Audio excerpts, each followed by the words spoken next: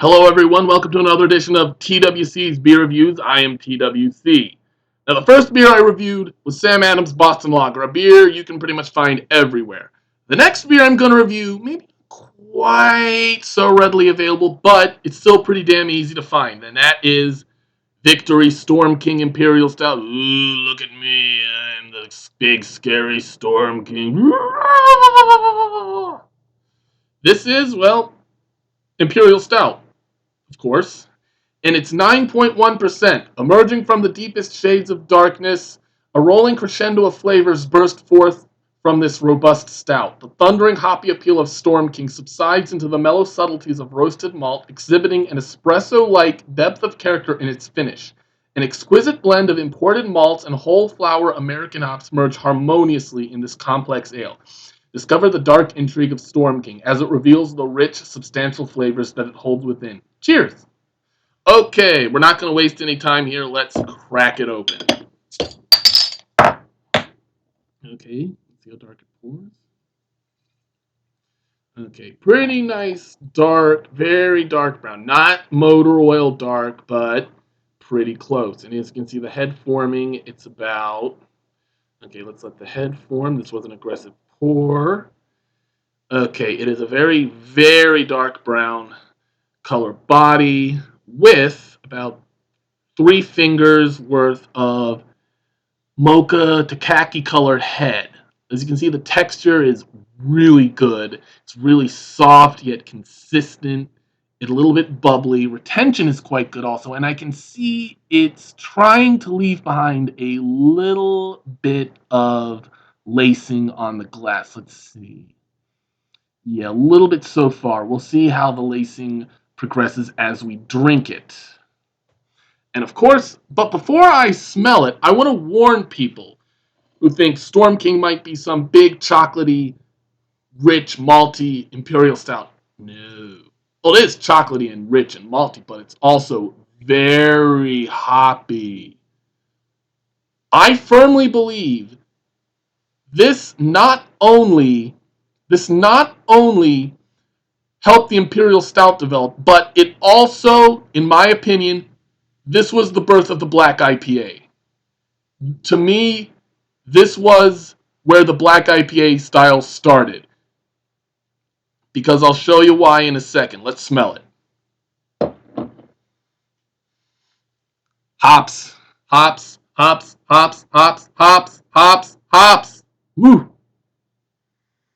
It's very green smelling, very piney, very grassy, very earthy.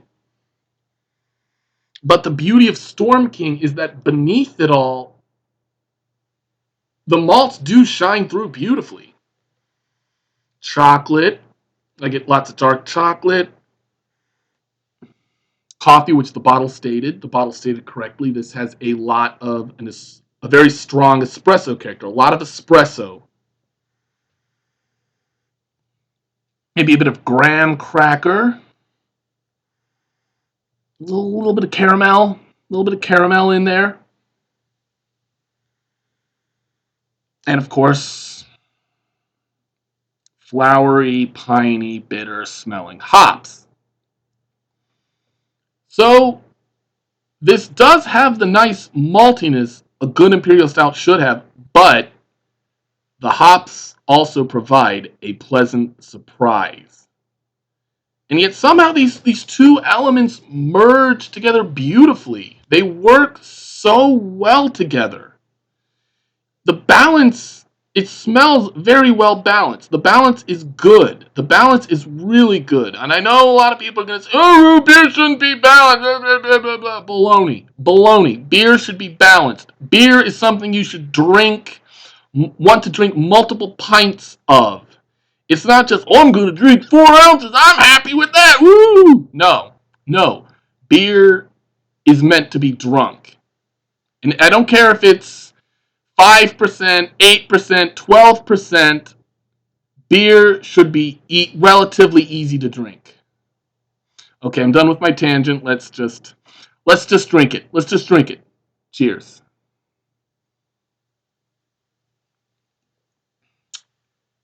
Hops it immediately. hops it with a good bitterness, a good, firm, piney bitterness.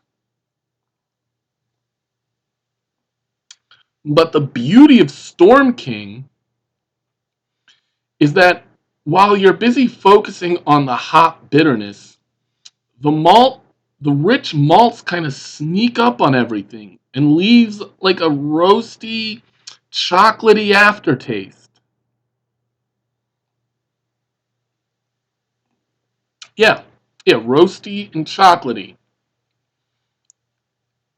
The flavor of this, though, let's be honest, it's not for everyone. This is not for everyone. One, you have to like black IPAs. You have to like black IPAs. You have to get the style. I will always be a bit hit or miss on the style, but there are certain black IPAs I love, like, say, Wookie Jack. Firestone Walker Wookie Jack is outstanding. This, too, is outstanding.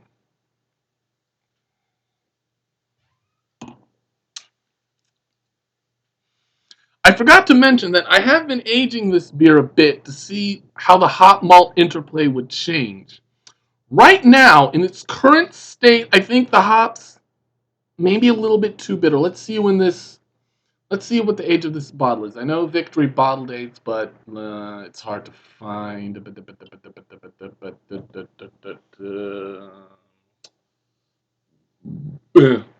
F it. Can't find a date. Whatever. But I know in its current state, might be a little skewing too hard towards the hops. And it's weird because Storm King kind of follows a. Okay, let's see. It follows a pattern like this. When it's fresh, the hops taste fresh. They taste citrusy. They taste piney and defined. And they mesh well with the malts, although might be a bit too bitter at that stage. Then it dips where the hops are just bitter, and it overshadows the malts of it. Then, once the hop sufficiently fades, it shoots back up and starts to taste like a great imperial stout. Let's see.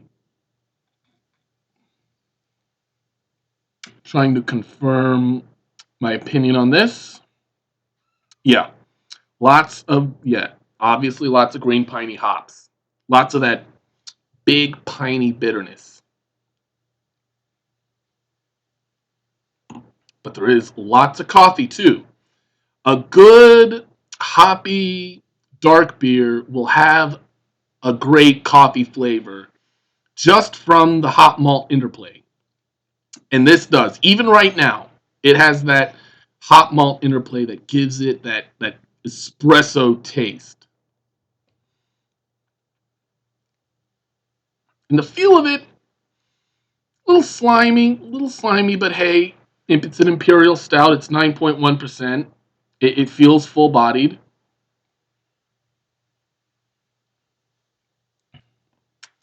Come to think of it, actually, it is a little thin for an imperial stout. But again, 9.1. This is not motor oil. This is it's kind of like a foreign stout. You know, like Guinness Foreign Extra or Green Flash Double Stout. The hops make it almost refreshing in a way. They could drink a lot of this. And there are not many imperial stouts that you can drink a lot of.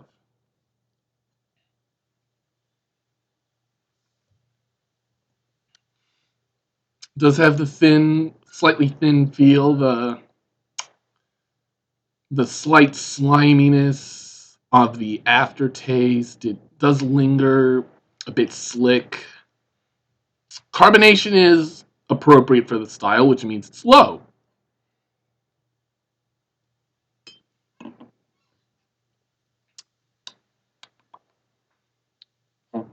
But as far as imperial stouts go, this is almost refreshing. Yeah, this works well. Okay, I didn't pour the full bottle. Let's pour the rest of it in there. Missing dregs.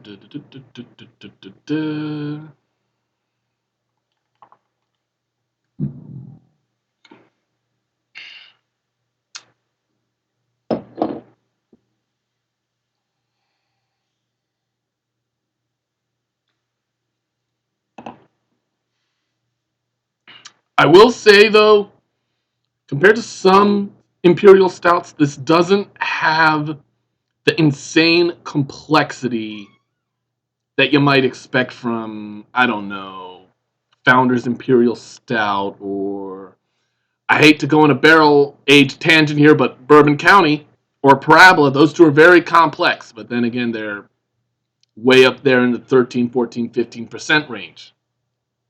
9.1. Like I said before, this I think really did influence the black IPA style more than any other beer out there.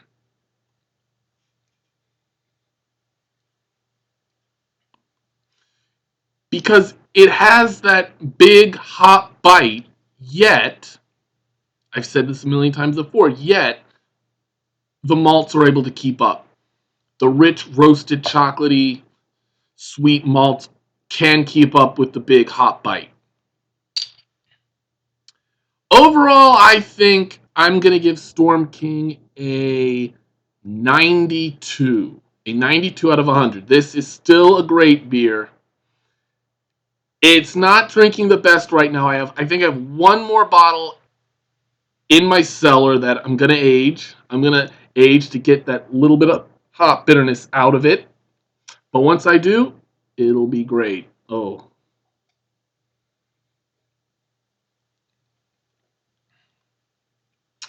Because like I said, right now, Storm King is at a bit of a low point where the hop flavor has subsided, but the bitterness has stayed. Once I can age my other bottle a little bit more to get that bitterness out, it'll become a fantastic Imperial Stout, which it is already.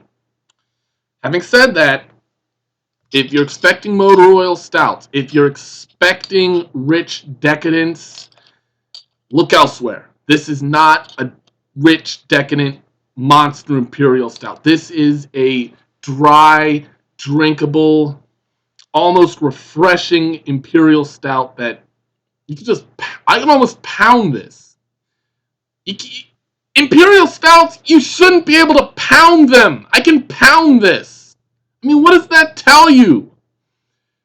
This is just so easy to drink because of the hop bitterness that I'm in heaven.